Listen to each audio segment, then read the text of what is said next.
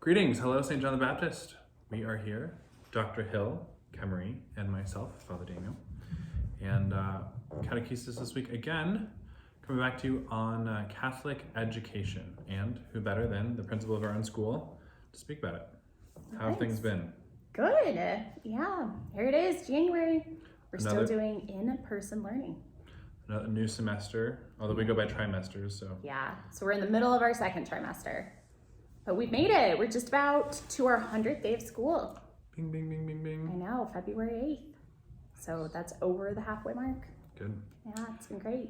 And so a large number of the people that tune in and watch this before Mass or tune in later are well connected with our community. They know that we've had a school for almost 100 years now. I know. Next year. And just that, especially at St. John the Baptist, Catholic education is a pillar and bulwark of our mission here. Jesus, when he gives the apostles a commandment after the resurrection, says, go and teach all nations, baptizing them. He doesn't say go and baptize all nations. He says go and teach all nations, baptizing them. And so there's something about teaching, bringing others to the truth that is so integral with Catholic identity. And so, at some point, kind of the institutional school, forgive me, I don't even know, but the kind of parochial Catholic school came about in a few centuries ago, at least, I don't know. The first one was actually 1608 in St. Augustine, Florida. Compliments of the Spaniards. Huzzah. Yeah, and then it kind of took root before the Constitution, right before it got ratified in Maryland, and it kind of grew tentacles from there. So we even had it here in the States before... Yeah, it's older than the United States. Before the United States itself, and we had it here before Europe. Yes, we did. It's impressive, isn't it? Take that. I know.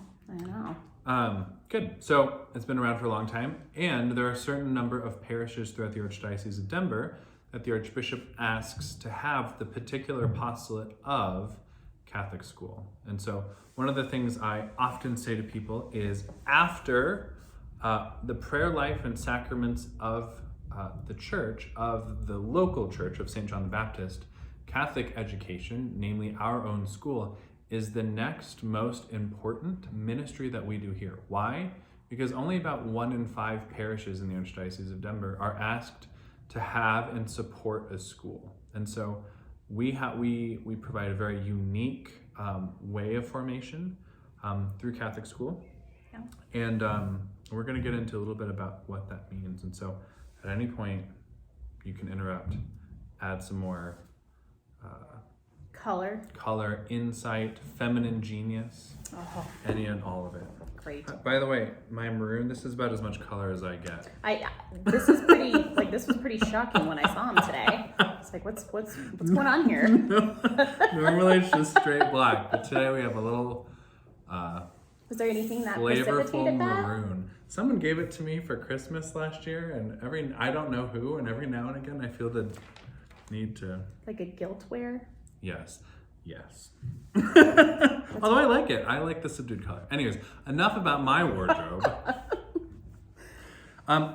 Canon Law, gigantic book that talks about, here's how to run the Catholic Church. Here's how to make the Church universal. This is the Latin or the Roman Catholic Church.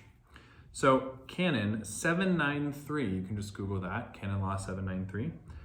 Parents and those who take their place. So these would be people that are acting for a time as guardians or adopted parents or even kind of in a looser sense, spiritual parents, have both the obligation and the right to educate their children. Wow. So this is something that seems pretty basic to us. And at the same time, sometimes that which is most basic is also most profound. Mm-hmm. In Latin, the word jus, J-U-S, which is Latin for use, means law and right. So that gets to exactly what we have here, obligation and right. Wherever there's a duty, there's a right to fulfill the duty. Wherever there's a right that somebody has, then there's also a duty around that. So the two, we never just have freedom for freedom's sake. I get to do whatever I want because I want to do it. It's because it leads to some good, and that good on some level is obligatory to fulfill kind of human nature, things like that.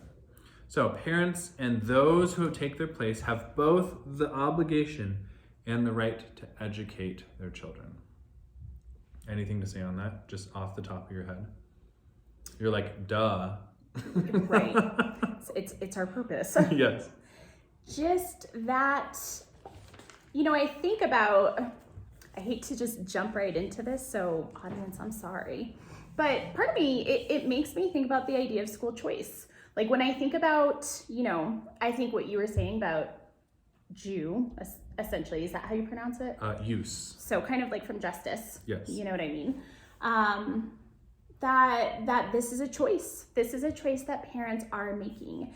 And it kind of lends a lot with school choice, because I've been reading a lot about that. Of course, we've got a change in administration that's happening as we speak, maybe. And just that parents should have the choice of where they form their children, that there are different options, and there's options that the church has set aside specifically for our Catholic families, and Catholic schools is one of those outlets. Exactly.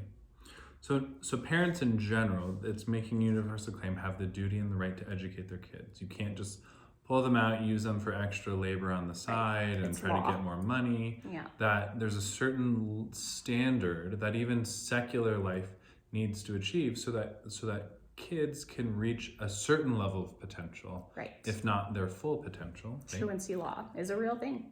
So then it goes further. Catholic parents have also the duty and the right to choose those means and establishments, which in their local circumstances can best promote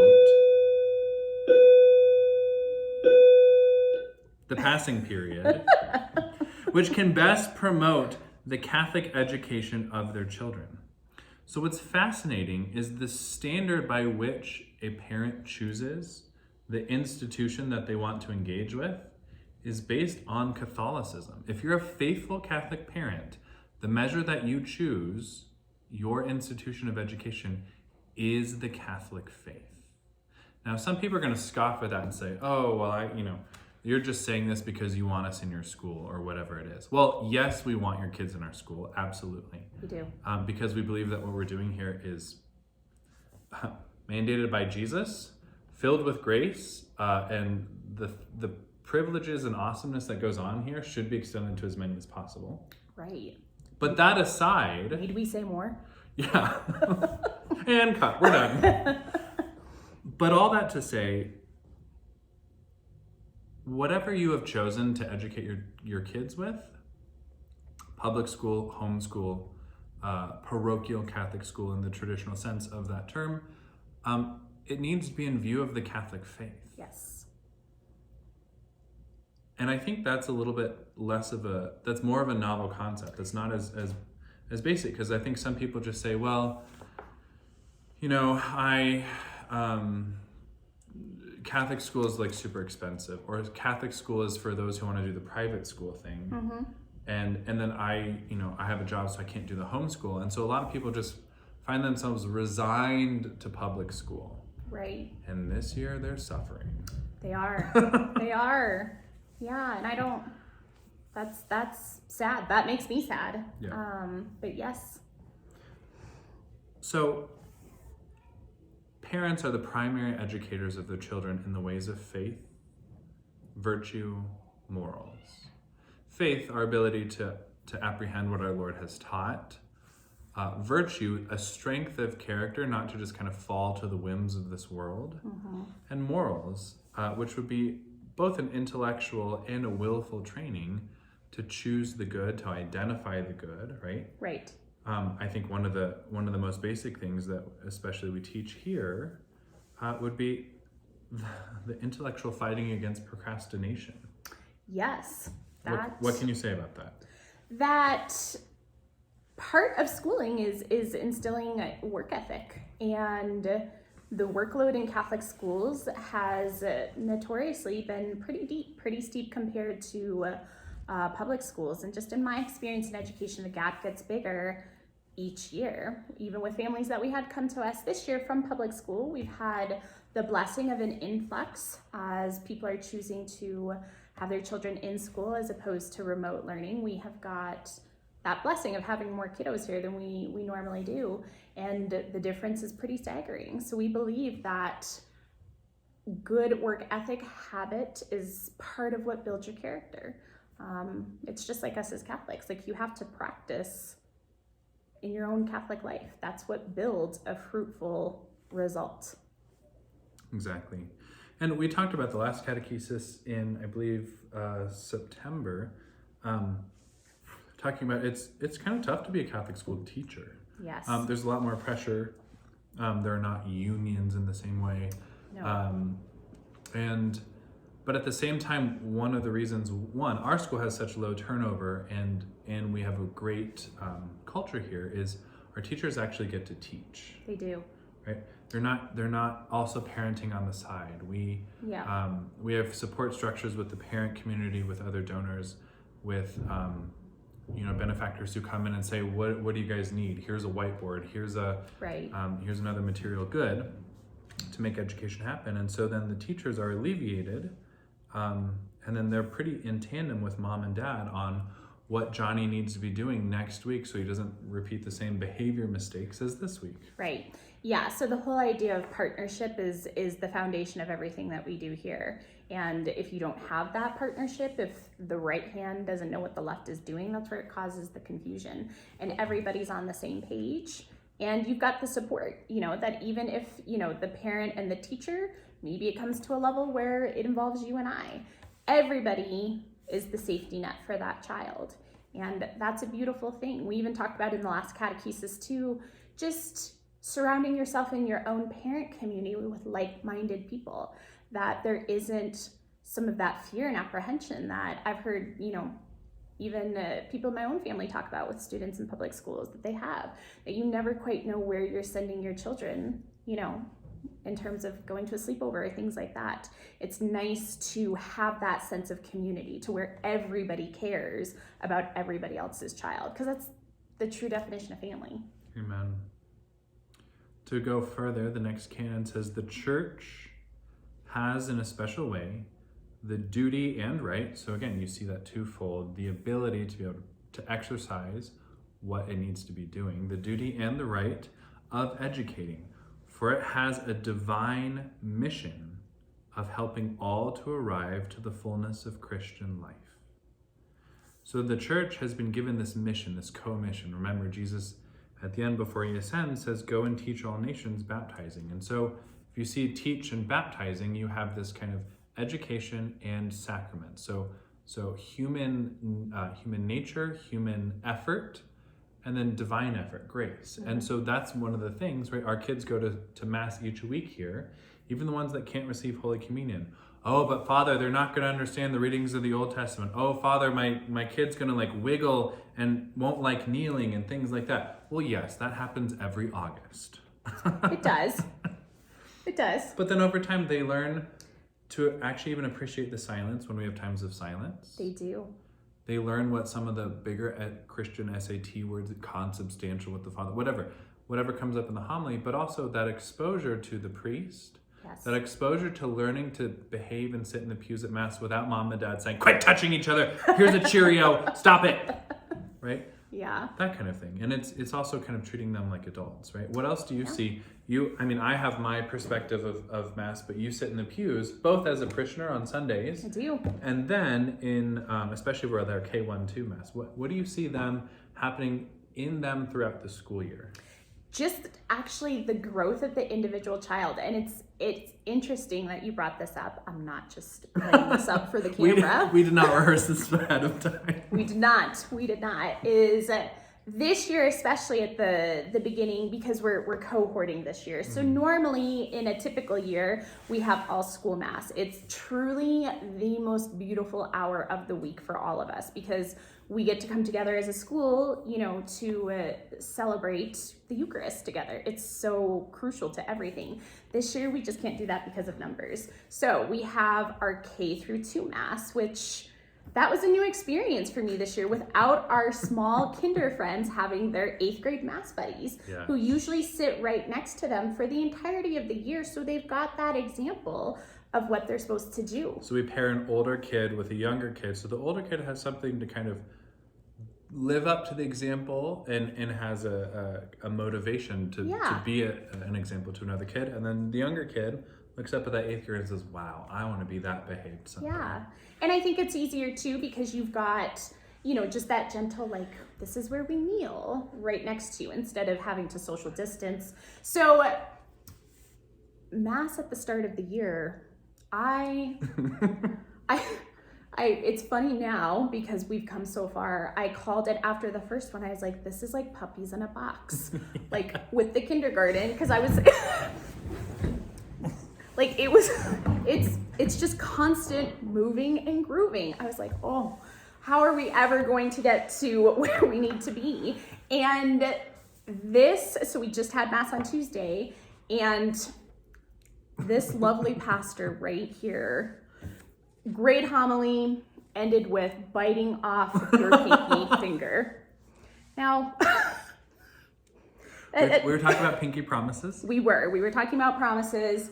Somehow he was joking, but translate that to a kindergartner. So it really, of course, they thought it was hilarious, but they got themselves calmed down right away. That's something that may not have happened in August. And I love watching them start to subtly pick up on the different parts of the Mass, even just as simple as making the sign of the cross, even the proper way to do it with the proper hand at the proper time, or knowing the different kind of motions, like they'll watch and they'll repeat that, or they're even starting to repeat the words, or they know when to kneel. And this was my big shining moment, is that the first month of Mass, putting the kneelers down without the help of Mass buddies, it's a little painful.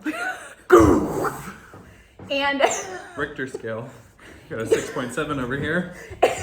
And honestly, just through the fall, you just kind of got used to the noise. And at this Mass, it didn't happen. I haven't even thought about that. No, it didn't happen one time. So that's what I'm saying. They're learning to kind of pick up these different pieces in the Mass. And what is beautiful too in a normal year is that, one, just going to Mass on the weekend on a Sunday and seeing your students and their families is another beautiful part of my job.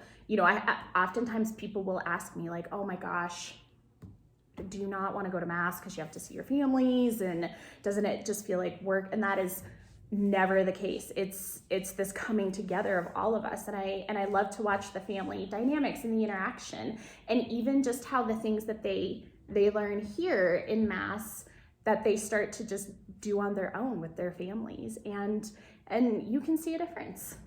You really can. And we love that. We love seeing the child's mind grow and change, and it's a really transformative thing, and how they start to ask deeper questions about their faith, because I get to see that part of it too, where their discussions are in religion at the start of the year as opposed to now. I mean, they're forming really different questions with a lot more depth, and they're making the connections to things that we talk about. Exactly. Yeah. And even the kids will be sent home, and they will give this implicit proclamation of the gospel, and it leads to really good family life and evangelization in the home front as well. Absolutely. Catechesis. So, by the way, the pinky thing was all about, we were talking about, it was about covenants. That was the Psalm in the First Testament. I don't just randomly talk about cannibalism. And then we talked about the pinky promise and how that's a really strong form of promise. And what I had learned at Jarrow Montessori School in North Boulder is that if you break the promise, the other person gets to break your pinky. Well, for some reason, instead of saying break your pinky, it said bite it off. Really had to add the drama. Yeah, it really got a little out of hand for about 10 seconds there. Okay. And but it was good. And then we came back around and talked about the sacrifice of keeping a promise, the sacrifice of doing good work, and then linked that to pray, brethren, that my sacrifice and yours may be acceptable to God the Almighty Father. That every time we go to Mass, even if you're a little puny kindergartner who can't receive Holy Communion, you can offer a sacrifice to Jesus there with your peers. So it all does fit together. Sometimes really weird things come out of my mouth, but at the end of the day, That's there part was of a it. little one in the hall that said that he had learned you should never bite off anyone's finger. That's a lesson. Especially during Corona. That's a lesson, everybody. Good. Straight from our Catholic school yes, to you. from our home to yours. So then the last paragraph of Canon Law that we're going to jump into is education must pay regard to the formation of the whole person. So there are times in this where it's talking about like Catholics and Catholic education, and then education in general. So this applies to, I don't know, St. Vrain School District and BVSD and Cherry Creek and whoever else, right? That education for all human persons, regardless of whether it's explicitly faith-based or not, since education seeks to pursue the truth, education must pay regard to the formation of the whole person, not just geometry, not just math, not just verbs and whatever else, but like the character of the person. Yeah. So that all may attain their eternal destiny, and at the same time promote the common good of society. The common good is the sum total of individual and a communal good, and the two are not immediately and directly exclusive of one another. And so that requires discernment, that requires an ability to understand economics, an ability to understand sociology, history, right? All of the major disciplines in such a way that it acts towards my benefit, her benefit, and our combined benefit. Yeah. And so this is, again, all education. Children and young persons are therefore to be cared for in such a way, right? I think we've seen this past year how some schools have really done well with education with this Corona crisis. Kind of saying, regardless of the politics, regardless of whatever else, we're going to step up and get these kids taken care of. Both this has happened in the public schools, it's happened in the Catholic schools. Sure. Yep. And so this is a universal right that those who are being educated have a right to be cared for. Not for, teachers to say, that's not part of my job description, I'm not going to do that. Guess what? Sometimes the need becomes the call. Yeah. Children and young persons are therefore to be cared for in such a way that their physical, moral, and intellectual talents may develop in a harmonious manner. Physical, moral, and intellectual. So much of what we think of school is just intellectual, right? But there's such a benefit of what they get to do when they come here and exist in a community, right? Yeah. So what's the difference between this and just regular Zoom learning? That this is attending to the entire person, the whole person, the emotional, spiritual, academic, well-being of that individual child. It's so much bigger than just math facts or making sure that, oh yeah, I did tune into that lesson on Zoom and, we learned about the stars, great information, of course, but how does that connect to the bigger picture of who we are, who we are with our God and who we are to one another as well. We always say it goes back to love. That's the message. But that can be a really hard thing to find if you're not connecting those pieces to one another. We do that every day here. And so there's times where a kid will get in trouble either for classroom behavior, for being far behind on schoolwork, for kind of doing naughty internet searches and stuff like that. And there's a time where we address the kid by way of consequence, right? By way of like, you've broken some student code and therefore there's going to be a penalty. But then we're really good about circling back around. And then you and I often sit down together in a non-penal environment. They're not in trouble when they're with me. Nope. Because you never want them to associate the caller with them being in trouble. And so we just kind of say, great, what happened? What's going on? What are the other factors in your life? And how are we here to help? And once they realize that they're not in trouble, the kid just kind of like comes alive, even though there's a bunch of problems going on. Yeah, and that can even result in full breakdowns, but it's because they feel that they're in a safe environment. Because they need to understand that, adults in their community, priests, teachers, principals, parents, parents of your friends, that everybody is here to help you, and that you see adults as being people who you can partner with and that you can talk to about hard stuff too. Because I hate I hate it when, especially it's very common in teenagers where they feel like they can't ask questions or they have to hide certain parts because adults are unapproachable. And that is never something that we want our students to walk away with. Like Father said, of course, actions have consequences, but we try to make those very clear, very fair. And we use a tremendous amount of grace and forgiveness to determine, what the outcome of something might be. But being able to have a very open relationship with adults while still being respectful and talking about the difficult, I think is what allows students, adolescents who then turn into teens, into young adults, to feel comfortable with the hard and avoid that misstep, because we all know how the adolescent brain works and they're impulsive, things happen, they do things, but being able to process through that, or feeling like if they're in a position that, gosh, I've done something bad or I'm in a bad situation, the worst thing they can always do is keep it to themselves and not ask for help. And starting that relationship at a really young age is really important. Exactly.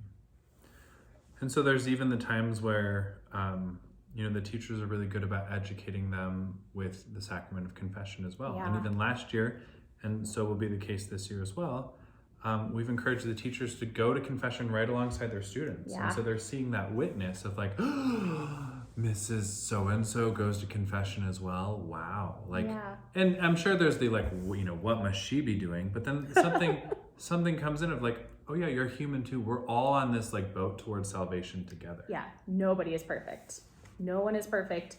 We all need the sacrament of reconciliation. And I do think that there is such beauty of that in celebrating sacraments together, but I do find a particular beauty in reconciliation because it kind of levels that playing field and it draws us back to this sacrifice that Christ made for all of us.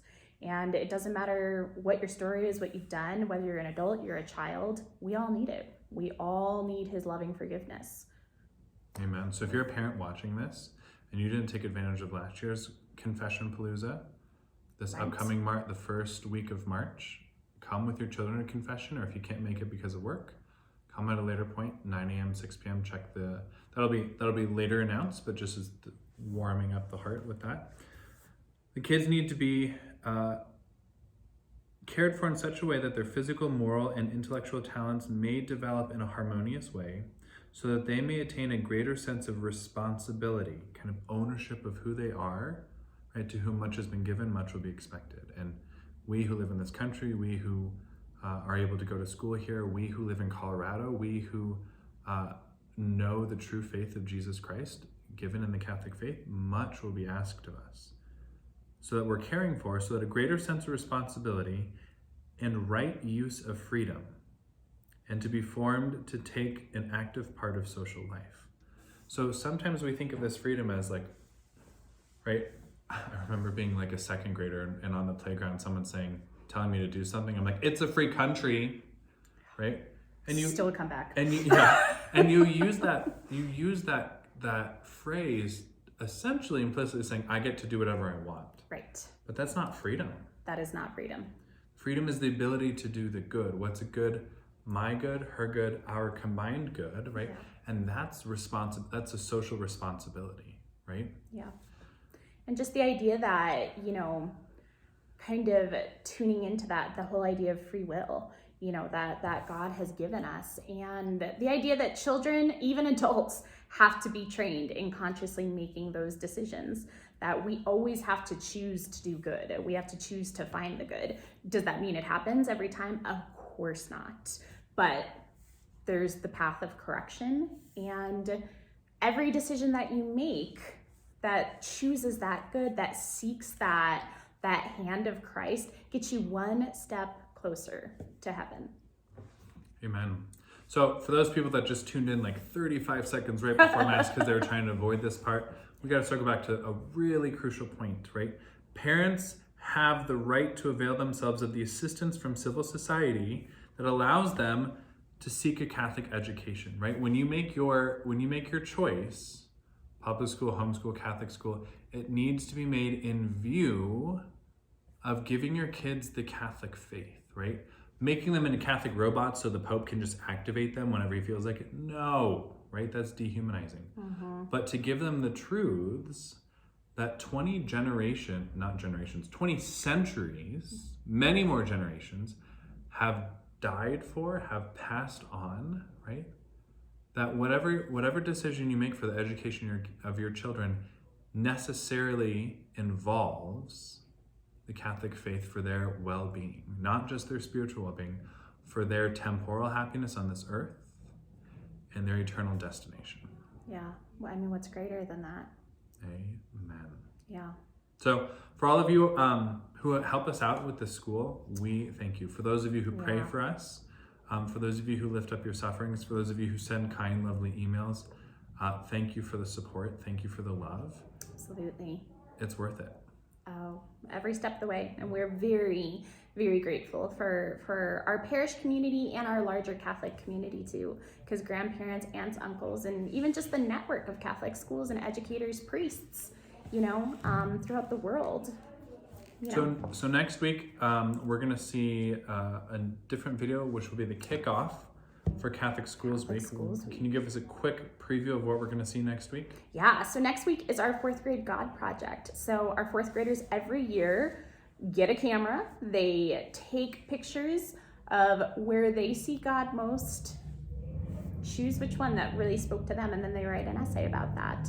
And it's beautiful because you see everything from newborn siblings to priests to grandparents to dogs to sunset. Yeah, God mixed and creation. Cement was my favorite one, but it really had a great essay with it. Nice. So it's just one of the many beautiful things that we do here.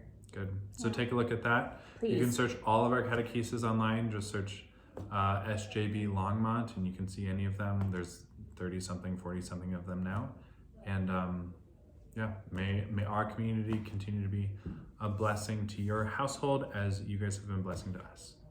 Thank you. Thank you. Bam.